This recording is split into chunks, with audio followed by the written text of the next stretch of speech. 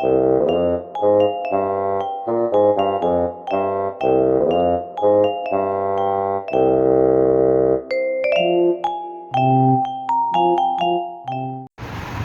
So நம்ம அடுத்ததாக பார்க்க போகிறது refraction of in extremals. Reflection அப்படின்னா bouncing back of light. Refraction அப்படின்னா ஒரு மீடியம்லேருந்து இன்னொரு மீடியம்குள்ளே பாஸ் ஆகுறது, ரைட்? ஸோ இப்போ நம்ம என்ன பார்க்க போகிறோம் அப்படின்னா, ஒரு லைட் வந்து ஒரு மீடியத்துலேருந்து இன்னொரு மீடியத்துக்கு பாஸ் ஆகுது. இப்போ அந்த மீடியம் இப்போது அது வழியாக அந்த கர்வை தான் வந்து நம்மளுக்கு கண்டுபிடிக்க போகிறோம் ஆக்சுவலாக. ஸோ ஃபைன், இப்போ என்ன கொடுத்துருக்காங்க, மீடியம் 1 மீடியம் 2 அப்படின்னு சொல்லி 2 மீடியம் கொடுத்துருக்காங்க. அந்த ஃபஸ்ட்டு மீடியமில் வெலாசிட்டி ஆஃப் லைட் வந்து v1, அது கான்ஸ்டன்ட். அண்ட் செகண்ட் மீடியமில் வெலாசிட்டி ஆஃப் லைட் வந்து v2, அதுவும் ஒரு கான்ஸ்டன்ட். ஸோ இப்போ நம்ம வந்து ஒரு கர்வ் கண்டுபிடிக்கணும். அதுக்கு வந்து ஃபங்க்ஷனல் கொடுத்துட்டாங்க, x1 to x2 f of x, y, y dash dx அப்படின்னு சொல்லி கொடுத்துட்டாங்க. அந்த லைட் வந்து ஏன்ற பாயிண்ட்லேருந்து, அதாவது மீடியம் 1ல் இருக்கிற ஏன்ற பாயிண்ட்லேருந்து மீடியம் 2ல் இருக்கிற பீன்ற பாயிண்ட்டுக்கு ட்ராவல்ஸ் ஆகுது. ஓகேவா? அந்த கர்வை நம்ம இப்போ கண்டுபிடிக்க போகிறோம். இப்போது நம்ம அதில் ஸ்னெல்ஸ் லா இல்லாட்டி லா ஆஃப் ரிஃப்ராக்ஷன் அப்படின்ற ஸ்னெல்ஸ் லாவையுமே வந்து நம்ம டெரைவ் பண்ண போகிறோம். அதுதான் வந்து இங்கே கொஷின் நமக்கு. ஸோ டெரிவேஷனில் பார்த்தோம் அப்படின்னா இங்கேயும் ஒரு பேஸ் டயக்ராம் போடுவோமா? ஓகே, ஸோ நம்மளுடைய பேஸ் டயக்ராம் போட போகிறோம். நம்ம கொஷின் படி ரிஃப்ராக்ஷன் தானே, 2 மீடியம் இருக்குது. அந்த 2 மீடியமுக்கும் நடுவில் ஒரு கர்வ் இருக்கு இல்லையா, அதுதான் இந்த கர்வ். ஓகேவா? இந்த கர்வ் தான் வந்து 2 மீடியமுக்கு நடுவில் இருக்கிற கர்வ். இங்கே வந்து எனக்கு இருக்கிறது மீடியம் 1. ஓகே, இதுக்கு இந்த பக்கம் இருக்கிறது மீடியம் 2. சரியா? இப்போ இந்த ஒரு கர்வாக எனக்கு ஒரு ஸ்ட்ரெயிட் லைன் இருந்துட்டு போட்டு, சாரிப்பா, இது ஒரு straight line, consider test straight line. Okay, ஒரு இது ஒழுங்காக வரைகிறேன்னா சரி. ஓகே, இப்போ இங்கே வந்து ஏ இருக்குது. ஏ வந்து x1, y1 ஆஸ் யூஷுவல். இங்கே இருந்து ஒரு லைட் ரே பிக்காக பாஸ் ஆகுது. ஓகேவா? இங்கே பாஸ் ஆகுது, இங்கே பாஸ் ஆகி ரிஃப்ராக்ட் ஆகி அது இங்கே பாஸ் ஆகுது, இப்படி திரும்பி போகுது. ஓகே, இந்த பாயிண்ட் வந்து சி. இது என்ன, always x bar, y bar அப்படின்ற சி. அண்ட் இங்கே இருக்கிற இந்த பாயிண்ட் வந்து பி, அது x2, y2. ஓகேவா? ஸோ இதுதான் வந்து பேஸ் டயக்ராம். ஏன்ற பாயிண்ட் மீடியம் 1ல் இருக்குது, பீன்ற பாயிண்ட் மீடியம் 2ல் இருக்குது. ஓகே, ஸோ ஏலேருந்து பிக்கு தான் இந்த ரே வந்து பாஸ் ஆகுது. இதுதான் வந்து ஒரு பேஸ் டயக்ராம். ஸோ இங்கே இந்த இது இருக்கு இல்லையா, இது வந்து என்ன அப்படின்னா y = phi of x. இதுதான் வந்து மூவிங் பவுண்ட்ரி அப்படின்றாங்க. y = phi of xன்றது மூவிங் பவுண்ட்ரி. இது மீடியம் 1 அண்ட் மீடியம் 2 செப்பரேட் பண்ணுது. இப்போ அந்த ரிஃப்ராக்ஷன் பாயிண்ட் சி, இது வந்து கார்னர் பாயிண்ட் அப்படின்னு சொல்லி நம்ம வந்து அசியூம் பண்ணுறோம். அப்போ இந்த பாயிண்ட்டில் அந்த ஃபங்க்ஷனல், ஓகேவா, இந்த சீன்ற பாயிண்ட்டில் அந்த ஃபங்க்ஷனல் வந்து டிஸ்கண்டினியூஸாக இருக்குது. ஓகேவா? ஏன்னா இந்த இது வந்து discontinuous problem of second kind அப்படின்னு தான் சொல்லுவோம். இந்த இடத்துல அந்த ஃபங்க்ஷனல் தான் வந்து நமக்கு டிஸ்கண்டினியூஸாக இருக்குது. ஓகேவா? எக்ஸ்ட்ரீமல் கிடையாது, ஃபங்க்ஷனல் டிஸ்கண்டினியூஸாக இருக்குது. ஓகேவா? அதை பற்றி டீட்டெயிலாக நம்ம பார்ப்போம். அதுக்கு முன்னாடி ஃபெர்மட்ஸ் பிரின்சிபல்னால் என்னென்னு பார்ப்போமா? ஃபெர்மட்ஸ் பிரின்சிபல்னால் என்ன தெரியுமா? ஒரு லைட் ரே வந்து ஒரு பார்ட்டை ஷார்ட்டஸ்ட் டைமில் ட்ராவல்ஸ் பண்ணிடுமா. புரியுதா? ஸோ ஒரு லைட் ரே இந்த பாத்தில் ஷார்ட்டஸ்ட் டைமில் ட்ராவல்ஸ் பண்ணிடும். அதுக்கு வந்து மேக்ஸிமம் டைம் தேவையில்லை, மினிமம் டைம் போடும். ரைட்டா? இப்போ வந்து நம்ம என்ன பண்ண போகிறோம் அப்படின்னா, டைம்னா என்ன? ஆக்சுவலாக ஃபஸ்ட்டு என்ன சொல்லுவோம், speed is equal to distance by டைம்னு சொல்லுவோமா? அப்போ டைமுன்றது டிஸ்டன்ஸ் பை ஸ்பீடா? ஓகேவா? நமக்கு டிஸ்டன்ஸ் என்னன்னு தெரியும், √1 + y dash². அதுதானே எப்போதும் டிஸ்டன்ஸ். ஸ்பீடு, நமக்கு ஸ்பீடு 2 ஸ்பீட் சொல்லியிருக்காங்களா? இங்கே வந்து v1, இங்கே வந்து v2. அப்போது v1 ஆர் v2. ஓகேவா? ரெண்டுத்தில் ஏதாவது ஒன்று அப்படி எடுத்துக்கக்கூடாது. x1லேருந்து x bar வரைக்கும் v1, x barலேருந்து x2 வரைக்கும் v2 அப்படி எடுத்துக்கணும். ஸோ இப்போ நம்ம என்ன அப்படின்னா, நமக்கு மினிமம்னு சொல்லியாச்சு, மினிமம் டைம்னு சொல்லியாச்சு. அப்போ நமக்கு வந்து இந்த ப்ராப்ளம் ரெடியூஸ் ஆகுது. எப்படி ரெடியூஸ் ஆகுது? இந்த இன்டெக்ரல், நம்ம கொடுத்துருக்குற இன்டெக்ரல் வந்து x1 to x bar √1 + y dash² by v1 dx plus integral x bar to x2 √1 + y dash² by v2 dx. இப்படி ரெடியூஸ் ஆகுது. இது ஃபர்ஸ்ட் ஈக்குவேஷன். இது வந்து மீடியம் 1ல், இது மீடியம் 2ல். இதை மட்டும் ரிமெம்பர் பண்ணிக்கோங்க.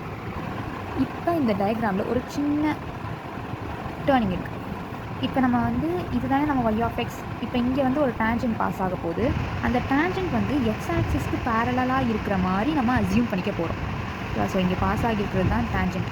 இந்த டேஞ்சன்ட் வந்து x ஆக்சிஸ்க்கு பேரலாக இருக்குன்னு நம்ம அசியூம் பண்ணிக்க போகிறோம். சரியா?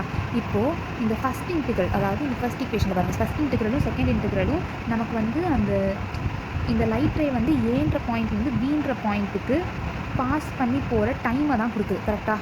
இது வந்து ஏலேருந்து சின்ற பாயிண்ட் வரைக்கும் வர டைம் கொடுக்குது. இது வந்து சிலேருந்து பின்ற பாயிண்ட் வரைக்கும் வர டைமை கொடுக்குது. கரெக்டாக? ஸோ இது வந்து டிஸ்கண்டினியூட்டி வழியாக தான் வருது. ஏன்னா இங்கே டிஸ்கண்டினியூட்டி ஆகுது, இங்கே டிஸ்கண்டினியூஸ் ஆகி தான் வருது. ஸோ அப்போ இது வந்து என்ன அப்படின்னா discontinuous problem of second kind. ஓகேவா? Discontinuous problem of second kind. அதுக்கு ஒரு சின்ன ரீகேப் போயிட்டு வருவோமா? ஜஸ்ட் சின்ன ரீகேப். அப்படின்னா என்னன்னு தெரிஞ்சுக்கோங்க. அதை நம்ம இங்கே எழுத வேண்டிய அவசியம் கிடையாது. ஒரு சில பாயிண்ட்ஸ் தான் எழுத வேண்டியது இருக்கும். நம்ம இந்த டெரிவேஷனில் ப்ரொசீட் பண்ணுறது மாதிரி அந்த ரீகேப் போயிட்டு வந்துடலாம்.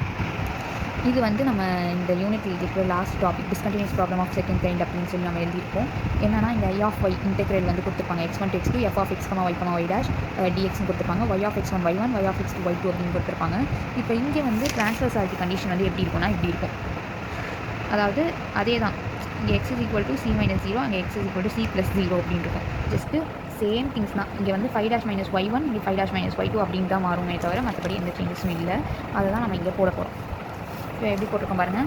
f1ன்றது √1 + y'² v1. இது வந்து ஃபஸ்ட் மீடியமில், இது செகண்ட் மீடியமில். ஏன்னா v1ன்றது என்ன, ஃபஸ்ட் மீடியமோடைய வெலாசிட்டி, v2ன்றது என்ன, செகண்ட் மீடியமோடைய வெலாசிட்டி. அப்போ f = integral x1 to x bar √1 + y'² v1. இது சாரி, இது இன்டெக்ரல் வராதுப்பா, வெறும் f தானே எழுதுகிறோம். ஓகே, இன்டெக்ரல் வராது, இது மட்டும் வச்சுக்கோங்க. அதே மாதிரி f2ன்றது √1 + y'² v2. ஓகேவா? இதை நல்லா ஞாபகம் வச்சுக்கோங்க. இப்போ ஆய்லர்ஸ் ஈக்குவேஷன்லாம் நம்ம அப்ளை பண்ணோம் அப்படின்னு வச்சுக்கோங்க. ஆய்லர்ஸ் ஈக்குவேஷன் என்ன ஆகும்? ∂f/∂y -d/dx of ∂f/∂y' = 0 அப்படின்னு எழுதுவோமா?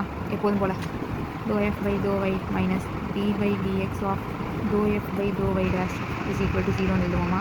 இதை சால்வ் பண்ணுவோம். y நமக்கிட்ட இல்லை, அதுக்கு இது கேன்சல் ஆகிடும். இப்போ இதை வந்து நம்ம இன்டெகிரேட் பண்ணால் ∂f/∂y' = c வரும். இப்போ ∂f/∂y' என்ன இருக்கும்? இதை வந்து நான் டிஃப்ரென்ஷியேட் பண்ணால் y' பொறுத்து டிஃப்ரென்ஷியேட் பண்ணால் ஜஸ்ட் நான் என் பென்சில் சும்மா லைட்டாக தான் போடுறேன், மொத்தமாக பென்சில் தான் போடுறேன். அதனால இது லைட்டாக போட்டுன்னு வச்சுக்கோங்க. இது 1/v1 அப்படியே தான் இருக்கும். 1/v1 அப்படியே தான் இருக்கும். மீதி என்ன இருக்குது அதை மட்டும் பாருங்கள். 1/2 × 1 + y'² பவர் -1/2 × 2y' வரும். 2 கேன்சல் ஆகிடும். மீதி எனக்கு y'/v1 √1 + y'². ஓகேவா? இப்படி தான் வந்து இதுக்கும் வரும். ஓகேவா? y'/v2 √1 + y'² வரும். which is equal to c வரும். மறுபடியும் இந்த இதை வந்து இந்த சைடு கொண்டு போயிட்டு அது ஃபுல்லாக கான்ஸ்டன்ட்னு கொண்டு வருவோம். அப்போ வந்து அது y' = சம் d நீங்கள் எடுத்து அதை வச்சு தான் y1 = dx + c y2 = fx + g எடுத்துக்கிறாங்க. அதாவது இந்த ஃபஸ்ட்டு மீடியம் இருக்கு இல்லையா, ஏலேருந்து சிக்கு, இங்கே வந்து y1 = dx + e. ஓகேவா? இது வந்து ஏசியோடையது. அடுத்து y2ன்றது fx + g, இது சிபியோடையது. ஓகேவா? இது வந்து ஆய்லர் ஈக்குவேஷன்ஸ் வச்சு நம்ம கண்டுபிடிச்சிருக்கிற ட்ரூக்கோடைய ஈக்குவேஷன்ஸ். இப்போ ட்ரான்ஸ்வர்சாலிட்டி கண்டிஷன் போகணும்ல, நான் இப்போ தான் சொன்னேன் இல்லையா, இந்த ட்ரான்ஸ்வர்சாலிட்டி condition x bar - 0 x bar + 0 அப்படின்ட்டு. ஸோ இந்த ட்ரான்ஸ்வர்சாலிட்டி கண்டிஷனை இப்போ நம்ம பார்க்க போகிறோம். அதே மாதிரி தான் இருக்கும். f + 5' - y' ∂f/∂y' at x bar - 0 = f + 5' - y' ∂f/∂y' at x bar + 0. இப்படி தான் இருக்கும். இது வந்து நமக்கு செகண்ட் ஈக்குவேஷன். ஓகேவா? இப்போ நான் என்ன பண்ணணும், எஃப்க்கு பதிலாக இந்த வேல்யூ சப்ஸ்டியூட் பண்ண போகிறேன். x bar - 0 first medium, x bar + 0 second medium. So அதனால் அந்த வேல்யூஸ்லாம் கரெக்டாக சப்ஸ்டியூட் பண்ணணும். 5' அப்படின்றது என்ன, 5' அப்படி தான் வச்சுருக்கோம். ஆமாம், 5'y' அப்படியே தான் வச்சுருக்கோம். இந்த ∂f/∂y' தான் இங்கே நான் கண்டுபிடிச்சி வச்சுருக்கேன். இந்த வேல்யூ போடுறோம், அதை மட்டும் கரெக்டாக பார்த்து போடணும். இப்போ ஃபஸ்ட்டு இப்போ எஃப் என்னது, நமக்கு ஃபஸ்ட்டு எஃப் என்ன இருக்குது, √1 + y'² v1 + 5' - y' y'/v1 √1 + y'² at x bar - 0 is equal to √1 + y'² v2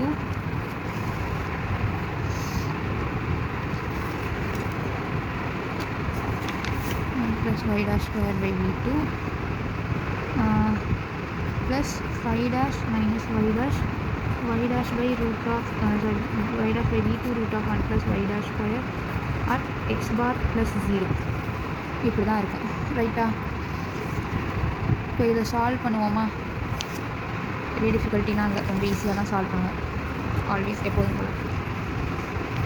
இதுக்கு எல்சியமாக எடுத்தோம் அப்படின்னா ஏன்னா இந்த டேர்ம் மொத்தமாக எல்சியமாக எடுத்தோம்னா 1 + y dash square + 5 dash y dash minus y dash square by v1 root of 1 + y dash square at x bar minus 0 equal to 1 + y dash square + 5 dash y dash minus y dash square by v2 root of 1 + y dash square at x bar plus 0 இப்படி வந்திருக்கும். ஓகேவா? இங்கே y dash squareலாம் cancel ஆகி மீதி term வரும். இப்போ 1 + 5 dash y dash by v1 root of 1 + y dash square at x bar minus 0 is equal to 1 + 5 dash y dash by v2 root of 1 + y dash square at x bar plus 0 இப்படி தான் இருக்கும். ஓகேவா? So இப்போ இந்த இடத்துல நம்ம டயக்ராமில் ஒரு சின்ன டேர்ன்ஸ் எல்லாம் இருக்குது. நமக்கு இங்கே வந்து எதுக்குமே இப்போ வேல்யூ தெரியாது இல்லையா, அந்த வேல்யூலாம் கண்டுபிடிக்கணும்ல. அதனால் நம்ம என்ன பண்ண போகிறோம் அப்படின்னா, இந்த டேன்ஜென்ட் இருக்கு இல்லையா, இந்த டேன்ஜென்ட்டும் இப்போ நம்ம இப்போ வரைஞ்ச டேன்ஜென்ட்டும் இங்கே இருக்கிற நம்ம y = 5 of x இந்த ரெண்டுத்துக்கும் நடுவில் இருக்கிற இந்த ஆங்கிள் காமா அப்படின்னு எடுத்துக்க போகிறோம். ஓகேவா? இந்த ரெண்டுத்துக்கும் நடுவில் இருக்கிற ஆங்கிள் வந்து காமா. இப்போ இந்த டேன்ஜென்ட்டும் எக்ஸ் ஆக்சிஸ்க்கும் பேரலாக இருக்குது. இப்போ அந்த டேன்ஜென்ட்டுக்கும் இந்த ஆங்கிள் இதுக்கும் இருக்கிற அந்த எக்ஸ் ஆக்சிஸ்க்கும் நடுவில் இருக்கிற ஆங்கிள் தான் வந்து நமக்கு காமா. டேன்ஜென்ட்டுக்கும் எக்ஸ் ஆக்சிஸ்க்கும் நடுவில் இருக்கிற ஆங்கிள் தான் காமா. இப்போ இது ரெண்டும் வந்து பேரலாக இருக்கிறதுனால அந்த காமாவுமே வந்து எப்படி தான் இருக்குன்றாங்க, காமாவுமே வந்து ரொம்ப அப்ராக்சிமேட்லி 0வாக தான் இருக்கும் அப்படின்றாங்க. ஓகேவா? நம்ம வந்து அப்படி தான் வந்து காமாவை எடுத்துப்போம். சரியா? ஞாபகம் வச்சுக்கோங்க. இப்போ அடுத்தது என்ன பண்ணுறோம் அப்படின்னா, ஆல்ஃபான்றது இங்கே மீடியம் 1ல் இருக்கிற ரே, அதுவும் லெஃப்ட் ஹேண்ட் சைடில் இருக்கிற ரே தான் ஆல்ஃபான்றாங்க. அதே மாதிரி பீட்டான்றது இங்கே வந்து ரைட் ஹேண்ட் சைடில் இருக்கிற ரே. ஓகேவா? இதுதான் பீட்டா, எக்ஸ் ஆக்சிஸ் கூட உருவாக்குறது. அப்போ இங்கே மீதி வந்து 90 டிகிரி மைனஸ் ஆல்ஃபா, இங்கேயும் மீதி வந்து என்ன 90 டிகிரி மைனஸ் பீட்டா. இதெல்லாம் ஞாபகத்தில் வச்சுக்கணும். அப்போ இந்த இது கூட இது வந்து வரும்போது, அதாவது y = 5 of x-க்கும் எக்ஸ் ஆக்சிஸ்க்கும் நடுவில் இருக்கிற ஆங்கிள் காமான்றதுனால 5 dash is equal to tan gamma. ஓகேவா? அதே மாதிரி y of x bar minus 0 dash y dash of x bar minus 0, அதாவது இந்த இடத்துல நமக்கு ஆல்ஃபா தான் இருக்குது. அப்போ இது வந்து tan ஆல்ஃபா. அதே மாதிரி y dash of x bar plus 0, இந்த இடத்துல வந்து நமக்கு பீட்டா தான் இருக்குது. அப்போது இங்கே பீட்டா, tan பீட்டா. ஓகேவா? இப்போ இந்த வேல்யூவெல்லாம் கொண்டு போய் இங்கே சப்ஸ்டியூட் பண்ணுறோம். இந்த மூணுமே வந்து என்னது தான், தேர்ட் ஈக்குவேஷன். இந்த தேர்ட் ஈக்குவேஷனை அங்கே சப்ஸ்டியூட் பண்ணுறோம். ஆமாம், அங்கே சப்ஸ்டியூட் பண்ணோம் அப்படின்னா 1 + tan gamma tan alpha by v1 root of 1 + tan alpha இப்படி வரும். அதே மாதிரி இங்கே equal to 1 + tan gamma tan beta by v2 root of 1 + tan beta. இப்போ அதே மாதிரி தான் சிம்பிளிஃபை பண்ண போகிறோம். இதே மாதிரின்னு கேட்கக்கூடாது, ரிஃப்ளெக்ஷனுக்கு நம்ம பண்ண மாதிரி. 1 + tanன்றது என்ன, sin by cos, sin alpha by cos alpha by v1. இது என்னது, சீக்கண்டா,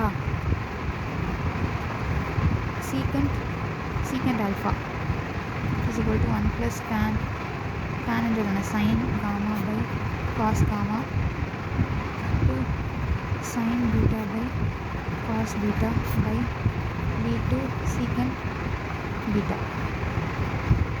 இப்போ இங்கே எல்சிஎம் எடுக்கணும். cos gamma cos alpha plus sin gamma sin alpha by cos gamma cos alpha into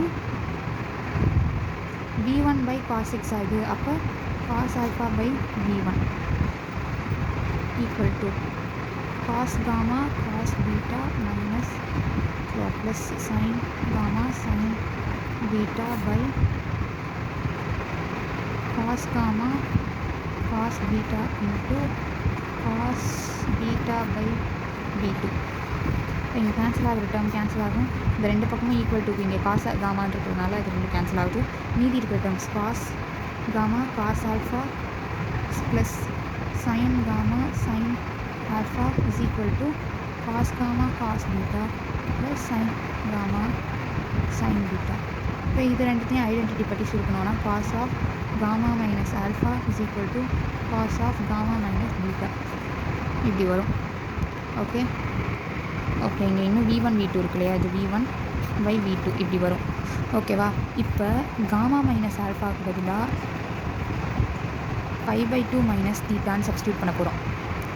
அப்போ இங்கே வந்து cos of 5/2 minus theta by V1 is equal to cos of 5/2 minus theta by V2. Cos of 5/2 minus தீட்டானா sin theta by okay இது வந்து 5ன்னு வச்சுப்போம். நம்மகிட்ட இது மட்டும்தானே இப்படி இருக்குது, இது வந்து பீட்டாவில் 5/2 மைனஸ் 5 ஓகேவா by V1 is equal to sine 5 by V2. இப்போ இந்த சைன் 5 இங்கே போய்ட்டு V1 இங்கே கொண்டு போயிட்டா sine theta by sine 5 is equal to V1 by V2 which is equal to constant. So இதுதான் Snell's law of refraction of light. இதுதான் ரிஃப்ராக்ஷனுக்கு